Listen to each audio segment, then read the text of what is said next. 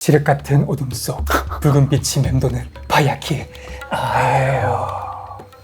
13일의 금요일을 맞이하여 준비한 오늘 컨텐츠는 무엇인가요? 저희가 미리 녹화는 하고 있지만 네. 7개월 전부터 기다렸습니다. 13일의 금요일에 맞춰서 기획을 준비했고요. 저희가 예전에 초창기에 외국 공포 영화 중에서 5편을 제가 한번 추천해드린 적이 있었거든요. 작년 8월이었죠? 네네. 근데 이번에는 어떤 특정한 느낌이 아니라 그냥 21세기 한국 공포 영화 중에서 가장 뛰어나다고 생각하는 영화. 작품성이? 네. 생각보다 한국 공포 영화들이 괜찮아요. 어렵게 21세기 나온 영화 중에서 5편의 호러 영화들을 골랐습니다. 요즘 5월이면 엄청 덥잖아요. 낮 기온이 막 25도 넘어가고. 그쵸. 네. 시원하게 네. 보시면서 보내시면 좋을 것 같습니다. 네, 오늘 PD님들께서 기장센에 정말 많은 신경 써주셨고요. 첫 번째 영화 바로 가겠습니다. 소름. 호름. 2001년작이죠. 윤종찬 감독님이죠. 의외로 많은 분들이 못 보셨는데 제가 이 영화 별점 만점 5개 그러니까요. 네, 준 적이 있거든요. 네. 굉장히 뛰어난 공포 영화라고 생각하고요. 이 영화가 이제 윤종찬 감독의 장편 데뷔작입니다. 장진영 씨의 첫 번째 주연 작품이기도 하고요. 좀 뒤늦게 네. 빛을 발한. 김명민 씨도 마찬가지예요. 그러네요. 그러게 믿기지 않을 정도로 굉장히 완성도가 높고요. 김명민 씨는 텔레비전에서 굉장히 뛰어난 드라마들이 있잖아요. 강마에 그렇죠. 베토벤 바이러스라든지 하얀 거탑. 네, 하얀 거탑 같은 작품도 있겠네요. 또 이순신을 연기한 작품도 있고. 근데 영화로만 국한해서 얘기하면 저는 아직도 이 소름에서의 김명민 씨 연기를 제일 좋아합니다. 20년 전인데. 네네. 그리고 또 장진영 씨도 또 청년 같은 데서도 그렇고 네. 좋은 연기 참 많이 한 배우지만 그 중에서도 소름에서 장진영 씨 연기를 제일 좋아하거든요. 그런 면에서도 특별하다 이런 얘기를 먼저 드리게 되고요. 일단 소름이라는 영화의 포스터도 너무 잘 만들었잖아요. 아이가 이렇게 손가락을 잡고 있는데 피가 흐르고 있는 것 같은 그런 느낌을 주는데 사실은 공포 영화는 뭐라고 할까요? 공간이 너무 중요한 장르예요. 공간이 어디냐에 따라서 굉장히 중요한 어떤 부분들이 있는데 네. 이 영화는 로케이션을 너무 잘 잡았잖아요. 맞아요. 네. 찾는데 고생했을 것 같아요. 네, 당시에 이제 지금은 아마 없어졌겠죠. 벌써 한 20년 가까이 됐으니까. 금화 아파트. 네, 이게 서대문에 있는 아파트였다고 하는데 그 당시에 재개발이 결정이 돼서 당시 주민이 이미 80%가 빠져나간 상태. 그 아파트 특유였던 실제 굉장히 을씨년스러움이 있을 것 같고요. 복도식 아파트인데 요즘 또 복도식 아파트라고 하더라도 좌우가 이렇게 닫혀 있는데 네. 이 아파트는 복도식 트여 아파트인데 있어요. 좌우가 트여 있어요. 트여 있다 보니까 거기 공간이 조금 많으니까 거기에 뭐가 있냐면 또 수많은 적치물들 같은 것들도 있고 그러면서 딱 그 아파트만 봐도 물론 미술이 그렇게 또 추가적인 어떤 것들을 했겠지만 네. 굉장히 무시무시한 공간처럼 느껴지고요. 애초에 이 영화의 시작이 영화의 주인공인 김명민 씨가 이 아파트에 도착해서 낮인데 이 아파트를 쳐다보고 있는 뒷모습을 보여주면서 올려보죠. 시작하죠. 네. 그때부터 뭔가 아파트가 거대한 괴물처럼 보이잖아요. 네. 그러다 영화를 이제 2시간 동안 정말 끔찍하기도 하고 슬프기도 하고 어떤 일들이 벌어지고 난 다음에 맨 마지막에는 김명민 씨가 나오는 아벌구를 보여주면서 끝나게 될 때도 역시 뒤에 아파트가 조응하네요. 네, 압도적인 그런 느낌이 있고요. 이 아파트는 영화 속에 벌어지는 뭐라고 할까요? 자기의 운명이라고는 정말 손톱끝만큼도 모르면서도 사실은 그 속에서 업을 짓기도 하고 끔찍한 일을 저지르기도 하고 혹은 누군가한테 버려지기도 하면서 슬픈 일들, 끔찍한 일들, 무서운 일들을 겪는 인물의 내면이라고 볼 수도 있어요. 아파트 자체가. 네. 다른 한편으로는 이 아파트 자체가 90년대 한국 사회를 축도처럼 느껴지기도 합니다. 그 당시 뭐 IMF나 그렇죠. IMF 직후이기도 하고 2001년이니까 2, 3년 지났을 때죠. 그리고 또 이제 90년대 유달리 이런 또 건물과 관련된 사고들이 많았잖아요. 성수대교라든지 혹은 삼풍백화점 붕괴 같은 건데 윤종찬 감독이 이제 유학파거든요. 네. 근데 실제로 성수대교가 무너지고 또 삼풍백화점이 무너지고 나서 그 직후에 한국을 떠나서 유학을 갔어요. 유학 생활이 끝나고 돌아오니까 한국이 IMF인 거예요. 이런 식으로 당시 어떤 한국에 대한 어떤 그런 느낌들을 영화 속에서 그대로 집어넣는데 제일 무서운 장면 중에 하나가 택시를 타고 가고 있는데 어떤 오토바이가 굉장히 약간 폭주적이 가면서 굉장히 조롱하듯이 일부러 막 진로를 막 막았다가 옆에서 욕했다가 이러고 가는 거죠. 우리가 사실 운전할 때 너무 보기 싫잖아요. 그런 사람들. 그럼에도 불구하고 잠시 후에 앞질러서 갔던 그 오토바이가 사고가 났어요. 그래서 완전히 처참한 어떤 교통사고 현장을 뒤늦게 가게 된 택시가 보니까 두 사람이 너무 기뻐합니다. 고소하다고 잘 됐다고 그놈. 어쨌건 그 처참한 교통사고로 사람이 죽었는지 살았는지조차 모를 정도의 끔찍한 사고가 났는데 그것을 막 박수치면서 좋아한단 말이에요. 두 사람이. 완전 사이코패스 같은. 그렇죠. 그러니까 더 무서운 거죠. 우리 안에 있는 어떤 그런 소름 끼치는 면모 같은 걸 보여줬다고 할까? 이 영화는 제목이 소름인데 소름이라는 것은 기본적으로 생각해보면 외부에서 어떤 것이 무시무시한 게 오든가 뭐 끔찍한 게 오든가 이렇게 되면 우리 몸이 사고적으로 반응을 일으킨 소름이잖아요. 이 영화 속에서 일들이 그래요. 사실 영화 속에서 어떤 운명 같은 걸 운명을 다루고 있는데 운명에 대해서 이 남녀 주인공들은 사실은 전혀 모르고 있죠. 그러다 결국 마지막에 가면 두 사람이 굉장히 사이가 좋아지는 것처럼 보이지만 결국 둘 사이에서 어떤 끔찍한 일이 벌어지잖아요. 영화에 그런 얘기 나와요. 햄스터를 이제 김영민 씨가 극 중에서 기르고 있는데 외로운 것 같아서 햄스터를 혼자 키우다가 한 마리 더 구해와서 넣어주면 물어뜯는다고? 네, 물어 죽인다고 하죠. 이게 어떻게 생각하면 극 중에 두 주인공 같기도 하고 우리 인간들 같기도 하죠. 그러니까 이 영화는 어떻게 보면 소통불능의 사회, 화해할 수 없는 화해불능의 어떤 인간관계 이런 것들을 다룬 인상적인 그런 영화라고 보여집니다. 그리고 또 이제 공포영화에서 조명 가지고 무섭게 만드는 거 많잖아요. 갑자기 특히 이제 조명이 깜빡깜빡 이렇게 뭔가 제대로 접속이 안 돼서 혹은 갑자기 전구가 나간다거나 그런 어떤 공포영화 특유의 클리셰 같은 조명 사용법이 있는데 소름만큼 그것을 잘 쓴 영화를 본 적이 없어요. 네. 클리셰지만. 그렇죠. 네. 그래서 이 소름에서 이 조명을 사용하는 방식을 보면 그것 자체가 어떻게 생각하면 제대로 모르는 사람들의 어떤 어리석은 어떤 그런 내면이라든지 혹은 인식의 한계 같은 것처럼 보이기도 해요. 어쨌건 이 영화에서는 그런 장면들이 굉장히 멋지게 묘사가 돼 있어서 의외로 안 보신 분들 많을 거예요. 당연히 네. 성공한 작품도 아니고. 10만 명도 안 됐었죠? 그렇죠. 이 기회에 한번 꼭 보시라. 네, 한국 공포 영화의 숨겨진 걸작 같은 작품이다. 이렇게 얘기할 수 있습니다. 다음 영화는요? 네. 예, 초등학교 때 제 네네. 별명이 네. 1년 동안 요거 때문에 김지훈 감독의 2003년작 장화 홍련입니다. 약간 농담처럼 말을 하면 이제 2003년도가 한국 영화의 이제 최전성기 중에 하나였다. 굉장히 기념할 만한 해였다. 이런 얘기를 예전에도 한 적이 있잖아요. 뭐 살인의 추억이나 네, 올드보이 올드보이나 뭐 기라성 같은 영화들이 네. 많죠. 장화홍련도 마찬가지인데요. 한국 영화에서 영화에서 벽지가 이렇게 중요하구나라는 걸 깨닫게 해준 해가 2003년이에요. 꽃무늬. 네, 이 장화홍련의 벽지랑 또 이제 11월쯤 되면 이제 올드보이의 또 벽지가 또 중요하거든요. 그 15년 동안 갇혀 살고 있는 그 사설 감옥의 벽지 또 무시무시하거든요. 네. 이 영화에서 어린 시절에 둘 다 이제 10대 자매지 않습니까? 네. 문근영 그리고 또 그렇죠. 임수정 이 자매인데 둘 사이에서 벌어진 어떤 굉장히 슬프면서도 또 무시무시한 어떤 일들이 있는데 이 두 아이에게 일어난 어떤 비극 같은 것을 꽃에 비유하고 있는 거예요, 영화에서. 그래서 영화 시작하자마자 타이틀 시퀀스를 보면 막 꽃들이 날아다니고 이러는데 그것 자체가 굉장히 분위기 음산하고요. 영화에서 꽃을 테마로 한 그 미술들이 굉장히 많아요. 벽지를 포함해서 뭐 네. 옷 의상이라든지 등등. 근데 꽃이 나오면 우리가 보통 기분 좋고 아름답고 이래야 되지 않습니까? 근데 이 영화의 꽃들은 굉장히 음산하고 우중충하고 이런 느낌을 주면서 색깔도 채도가 굉장히 낮게 가라앉아 있죠. 이 영화가 제목은 장화홍련인데 영화 속에서 장화홍련이라는 이름을 가진 인물이 나오지도 않아요. 그러네요. 그렇잖아요. 주인공 네, 이름은 다른 수민이랑 수연이. 그렇죠. 기본적인 설정. 아버지가 새로 결혼을 해서 재혼한 어머니가 새로 오셨는데 네. 그 계모가 사실은 아이들을 학대한다라는 설정. 거기에 대해서 아버지는 굉장히 무능력하게만 대한다. 그러다가 이제 자매한테 어떤 끔찍한 일이 벌어진다라는 정도의 설정만 갖고 왔지 팔상 모두 다 바꿨거든요. 그러니까 장화홍련이라는 제목은 굉장히 고전적인 한국적인 공포영화처럼 보이지만 영화를 보면 사실은 굉장히 서구적인 공포영화죠.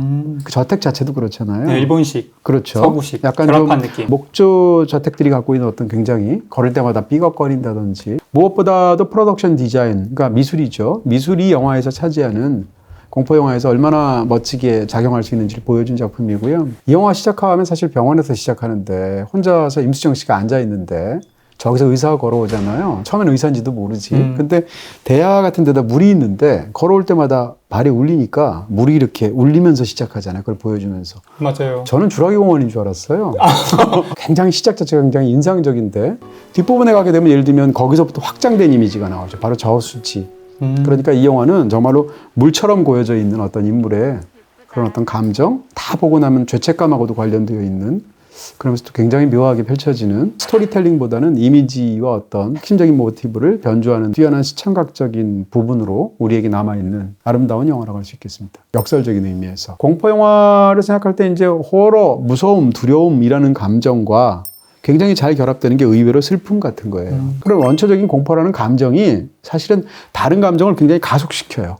죄책감, 두려움, 뭐 이런 것들이죠. 아름다움이라는 것하고 서로 안 붙을 것 같은데 굉장히 잘 붙어요. 그래서 21세기 호러 한국 영화를 생각하면 공포 그리고 아름다움 이 두 가지라는 굉장히 이상한 조합을 멋지게 소화한 두 편의 작품이 있죠. 그 중에 하나가 장화홍련이라고 말할 수 있습니다. 네, 이 스산하고 쓸쓸한 기운 속에서 그쵸. 뭔가 또 막 처연하고 네. 뭔가 한이 묻어나는 그런 느낌이었어요. 김지훈 감독 자체가 이제 시각적인과 청각적인가 이런 것들 워낙 또 잘 쓰시잖아요. 네. 이 영화를 보다 보면 예를 들면 아침인데 휘파람으로 노래를 부르는데 그 휘파람을 부르는 게 자장가예요.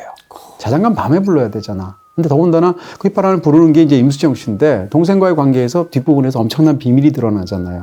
그랬을 때 어떤 이 아침에 부는 휘파람이 주는 어떤 약간 이상한 음산한 느낌? 그러면서도 다른 한편 또 편안한 느낌도 있고요. 커피포트에 물이 끓는다든지 혹은 뭐 창문이 열려서 막 바람이 들어오는데 책장이 팍 하고 넘어간다든지 이런 것들은 사실은 공포영화의 클리셰인데 이런 것들을 굉장히 잘 사용한 그런 영화처럼 보이고요. 우리의 어떤 체온을 서서히 낮추어서 우리의 심장을 정지시키는 것 같은 그런 영화예요. 그런 면에서 호러의 어떤 그런 감각을 주면서도 굉장히 다른 쪽으로 작용하는 작품이다. 이렇게 얘기할 수 있겠죠. 네, 또 아름다운 OST와 함께 보시면 좋은 영화죠. 인터넷과 IPTV 온갖 할인 난무하죠. 이런 할인은 기본, 딴 곳에는 없는 할인까지 받아야죠. 무려 30% 추가 할인 받는 너슬림 요금제. 자, 다음 영화입니다. 네, 불신지요. 이용주 감독의 2009년작이죠. 불신지옥입니다. 이 다음 작품을 생각하면 아니 이 감독이 이런 영화를 만들었단 말이야? 건축학개론이죠. 네. 샘 레이미 생각나네요. 이블데드 만들고 아, 사랑을 위해 만들고. 진짜 많이 늘었어요. 엄청 늘었어요. 이용주 감독의 데뷔작입니다. 건축학개론 이전에 만들었던. 근데 저는 사실은 건축학개론 굉장히 좋아하지만 네. 불신지옥 때부터 다음 영화는 무슨 영화를 만들어도 이분이 잘 만드시겠구나 이런 생각을 한 적이 있었어요. 이 불신지옥은 이제 제목이 약간 좀 너무 강하잖아요. 근데 이 제목이 주는 느낌하고 좀 차이가 있는 영화고요. 예를 들어서 이 영화가 기독교적인 영화도 아니고 반기독교적인 영화도 아니에요. 영화 속에서 이제 기독교가 나오는데 기독교 안에서도 포용할 수가 없는 정도의 어떤 태도를 보이고 있는 사람 얘기거든요. 그러기도 하고 여기다 또 뭘 붙였냐면 가장 한국적이라고 얘기할 수 있는 샤머니즘의 세계, 그러니까 무속을 붙인 거죠. 이 두 가지를 붙여서 영화를 굉장히 멋지게 만든 그런 공포영화인데요. 불신지옥의 가장 신선하게 제가 느껴지는 점은 일반적으로 공포영화는 보통 저밀도라서 일어나요. 예를 들면 외딴 그런 어떤 숲속에 딱 하나의 저택이 있거나 조그만 어떤 오두막집이 있거나 이러다 거기서 벌어지는 일들, 이블데드 같은 영화가 바로 그런 거잖아요. 수많은 영화들 이런 네. 것들인데 장화홍련도 약간 그렇잖아요. 이게 이제 일반적으로 보통 이제 저밀도의 상황이다 보니까 넓은 공간에 숲속이든 아니면 집이든 여기서 쫓기게 되면 자기를 구해줄 사람이 없죠. 왜냐하면 공간은 넓은데 사람은 적으니까. 이러면서 한 명씩 죽거나 이러면서 벌어지는 일들을 보통 많이 공포영화에서 활용하거든요. 놀랍게도 불신지옥은 고밀도의 공포예요. 한국식 다닥다닥 한국식이에요. 붙어있는. 가장 한국적인 공간이 네. 뭘까? 아파트잖아요. 음. 아파트인데 이 소름처럼 80%가 나은 것도 아니에요. 완전히 서민 아파트고 굉장히 많은 사람들이 사는 아파트고 무당이 영업을 아파트 안에서 해요. 신기한 풍경이죠. 그러니까요. 그럴 정도의 어떤 굉장히 독특한 아파트를 무대로 해서 펼쳐지게 되는데 이러다 보니까 수많은 사람들이 좁은 공간에 서로 부대끼면서 살다 보니까 생겨나는 어떤 불쾌한 일들, 무서운 일들 이런 것들을 집중적으로 다룬단 말이에요. 또 아파트는 상대적으로 높이가 강조되는 그런 구조지 않습니까? 수직적으로? 네, 그러다 보니까 뭐 추락의 이미지라든지 네. 이런 것들을 이 영화가 굉장히 잘 묘사하고 있고요. 뭐라고 할까요? 불신지옥의 거실에서 등장하는 어떤 장면은 정말 당시에 정말 기함을 했죠. 너무 무서워가지고. 어떻게 보면 약간 데이빗 린치의 이제 인랜드 엠파이어가 공포영화라고 말할 수는 없지만 굉장히 무서운 부분이 있거든요. 네. 그 영화 속에 한 장면 같은 장면이 이 영화 속에도 있는데 거실에서 굉장히 낯선 사람들이 서너 명 이렇게 있는데 그중에 머리에 뭔가 이렇게 좀 더 씌운 것 같은 그런 느낌이 있는데 그중에 하나가 얼굴을 보여주는 순간 카메라 것을 보여주는데 어마어마하잖아요. 그 이미지가. 직접 경험해 보시기 바라는데 그리고 이제 사람이 가위가 눌리게 되면 이것이 현실인지 아니면 환상인지 모르게 되는 굉장히 기이한 어떤 감각들을 갖게 되잖아요. 이 영화 속에 사실은 남상미 씨가 호러 영화에 굉장히 잘 어울려요. 남상미 씨가 갖고 있는 어떤 파리한 느낌이 있거든요. 근데 남상미 씨가 극중에서 가위에 눌려 있는 상태에서 자기 몸이 어떤 이상한 낯선 남자가 러닝 셔츠만 입고 앉아 있는 거죠. 근데 그 장면이 무시무시하거든요. 하지 마. 그 장면 진짜 무시무시합니다. 약간 일본 영화 중에 진짜 끔찍한 영화 있어요. 오디션이라고. 진짜 무서운 영화인데 그 영화를 떠올리기도 하면서 어쨌건 이 불신지옥에서 다루고 있는 것은 어떤 특정한 무엇을 믿느냐가 아니라 그런 믿음을 어떻게 믿느냐. 믿음을 갖는데 너무 근본주의적으로 심하면 너무 극단주의적으로 그 믿음 하나만을 향해서 달려가는 거죠. 그런 사람이 사실은 얼마나 무시무시한 일들을 만들어내는가에 관한 그런 영화처럼 보이기도 하고요. 이 영화가 또 눈을 굉장히 잘 찍어요. 눈을 보여줘서 잘 찍기도 하고 눈을 안 보여줘서 잘 찍기도 하는데 예를 들어서 우리가 이제 유리창에서 이제 입김을 후 하고 불어넣을 수 있잖아요. 입김 후 불어넣으면 순간적으로 이 입김이 유리창에 닿는 바람에 윗부분은 뿌얘지고 입부분만 제대로 보이게 되는데 그런 것들이 굉장히 섬뜩하게 보여준다거나 아니면 정반대로 극중에 이제 경비원이 이제 빙의된 그런 상태에서 무시무시한 말들을 막 쏟아붓지 않습니까? 그럴 때 눈이 펄겋게 거의 광기에 휩싸인 사람들의 눈을 보여준단 말이에요. 이런 식으로 눈에 집중을 하거나 정반대로 눈을 괄호치거나 혹은 눈이 있어야 하지 않을 자리에 눈을 집어넣거나 어떤 장면이라고 말하기는 어렵지만 보시면 알 텐데요. 이런 장면을 통해서 사실은 굉장히 무서운 그런 장면들 영화에서 만들어냅니다.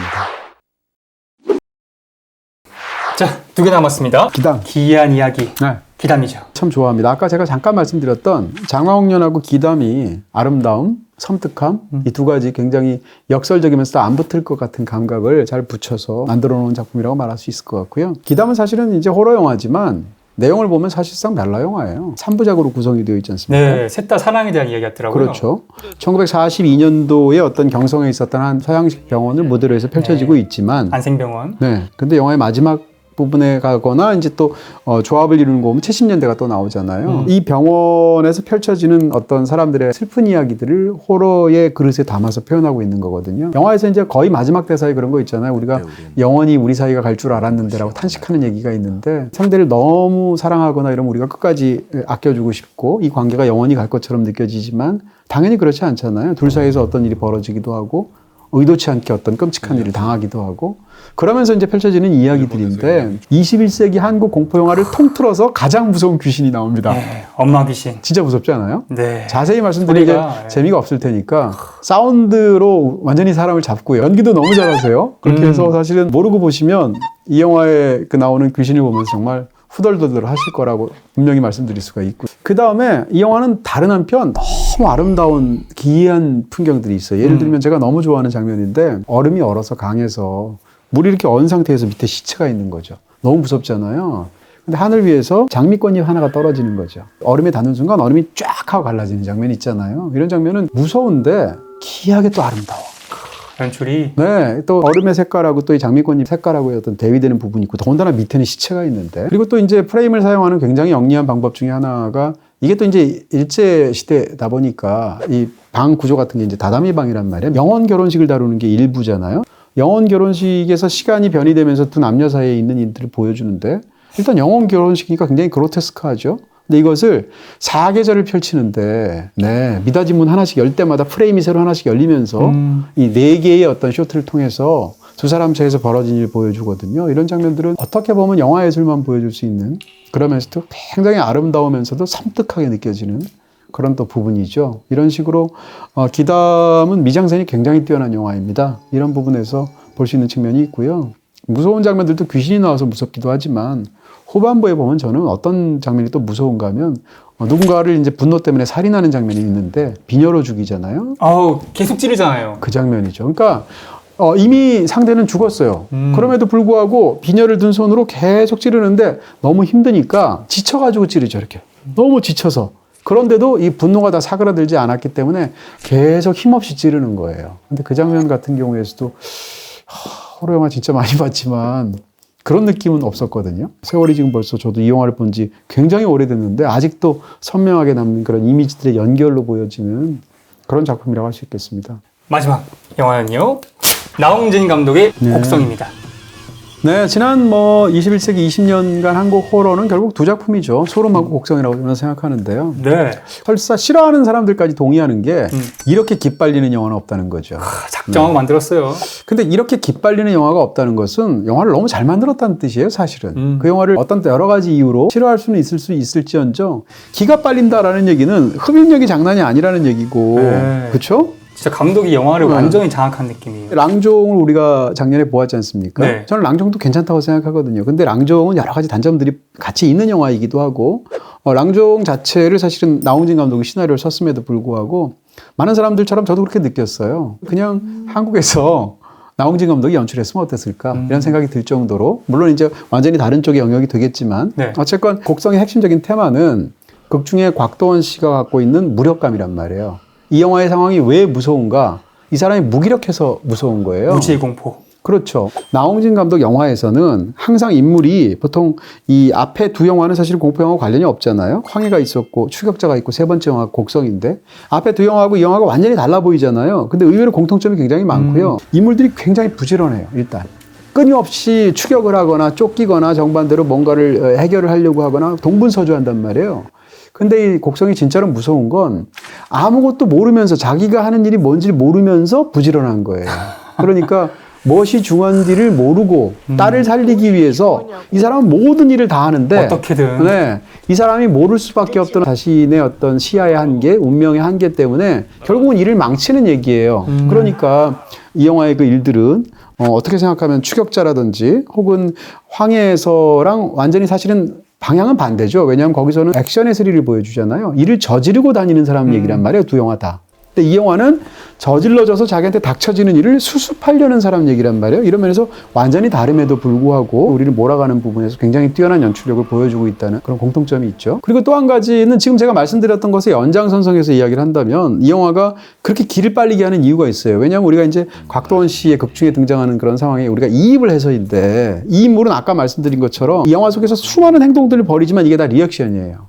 자기 딸이나 자기 가족한테 펼쳐지는 일을 이게 무슨 일인지 모르는 상황에서 막아보려고 한단 말이에요. 그러다 보니까 이 사람이 분주하게 어떤 일들을 하게 되지만 결국은 다 말짱 꽝이 되는데 이 사람이 분주하게 하는 그 모든 일들 속에서 관객 입장에서는 이입을 하게 되죠. 근데 앞에 추격자라든지 황해하고는 달리 곡성은 이 모든 행동들이 다 리액션이라고 얘기했잖아요. 자기한테 벌어지는 일들. 그러네요. 외지인 찾아가서 걔 죽일 때 그런 거 빼고는. 그런 것들도 자기는 액션이라고 생각했지만 다 보고 나면 사실은 이 사람의 행동은 다 리액션이에요. 그런 측면에서 본다면 우리는 사실은 이 사람한테 이입할 수밖에 없기 때문에 그 도무지 알 수 없는 비극 속에서 본인이 느끼는 초자연적인 압도감, 절망감, 무력감 이런 게 있잖아요. 그게 사실은 어떻게 생각하면 호러라는 장르가 가장 만들고 싶어하는 어떤 느낌일 수도 있잖아요. 이 곡성에서 뿐만 아니라 사실은 이전에 그 나홍진 감독의 영화들이 그렇기도 한데 네. 기본적으로 나홍진 감독의 공포는 이해할 수 없는 바깥에 있어요. 예를 들어서 장화홍련이라든지 기담이라든지 소름이라든지 이런 영화는 공포가 밖에 있지 않고 사실은 내 안에 있어요. 내 안에 있는 어떤 것들, 죄책감, 소통할 수 없는 어떤 나의 완악한 마음 뭐 이런 것들이거든요. 근데 곡성은 철저하게 공포가 밖에 있어요. 그래서 바깥에서 공포가 내 안을 향해서 들어오려고 그래요. 근데 그걸 필사적으로 막으려고 존재하지도 않는 그런 힘으로 막으려는 사람의 어떤 비극을 다루는 거거든요. 영화를 보다 보면 극 중에서 대표적으로 시각적인 이미지로 드러나는 게 그 외지인의 집에 일본 사람 집에 갔다가 네. 방 안에 있게 되는데 완전히 그 자체로 악마처럼 보이는 검은 개가 막 들어오려고 그러죠. 그렇죠. 필사적으로 막 바리케이드도 치고 문고리 잡고리 가서 막잖아요. 이런 식으로 악은 이 영화 속에서 항상 바깥에서 안으로 들어오려고 하는데 그거를 정말 얼마 안 되는 힘으로 간신히 막으려고 노력하는 사람인데 그게 안 되는 거예요. 그렇게 해서 결국 망가지는데 사실은 영화의 초반에 보면 그렇게 공포 장면으로 안 보이고 코믹한 장면이고 민망한 장면이지만 집에 아이들도 있고 그러니까 부부가 바깥에서 부부 관계를 갖잖아요. 차 안에서.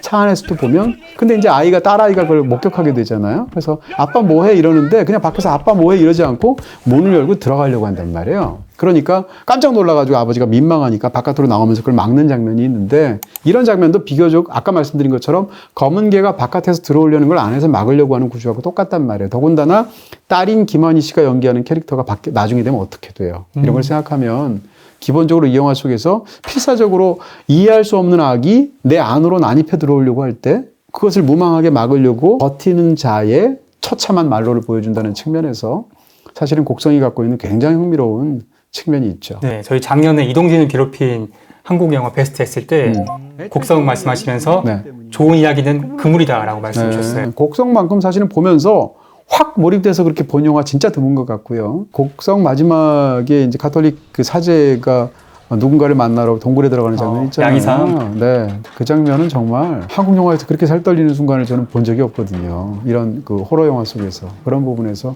진짜 무서운 장면이고 거기서 쿠니무라 준이 마침내 나왔을 때 정말 쿠니무라 준이 연기하는 뭔가를 본 것 같더라고요. 그런 의미에서도 참 진짜 대단한 영화가 아니었나 싶습니다.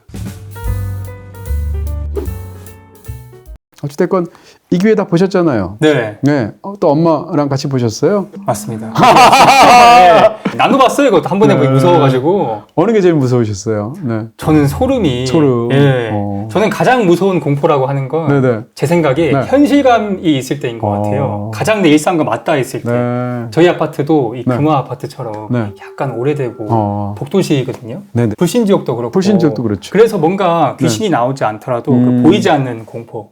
막 지나가다가 현실적인 갑자기 누군가 막 뒤에서 보는 것 같아서 막 이렇게 돌아보기도 하고 네. 사소한 네. 소음이나 네. 그런 오싹한 기운 때문에 갑자기 막 소름 돋고 그쵸. 이런 적이 되게 많았거든요. 제가 귀가 허해서 그런 건지 모르겠는데 기도 약하신데 이 짧은 기간 안에 5편을 보게 해드려서 너무 죄송하고요. 네, 한약 한 잔 먹어야겠습니다. 다음에는 네, 진짜 홍현 씨 집에 한약 한 제 보내드려야겠어요. 네. 네, 오늘 평론가님이 추천하신 영화 가운데 장화홍련, 곡성, 소름, 기담은 모두 BTV에서 보실 수 있습니다. 다음 시간에 뵙겠습니다. 바이에. 기야. 제가 영화를 다 챙겨볼 수 있었던 비결은 바로 플레이챗. 회사의 모니터도 펜션 구형 TV도 모두 스마트이죠. 통합 검색부터 시청까지 플레이챗 하나로. 홍현 매니저, 네. 회사에서 뭐해? 아닙니다, 팀장님. 어?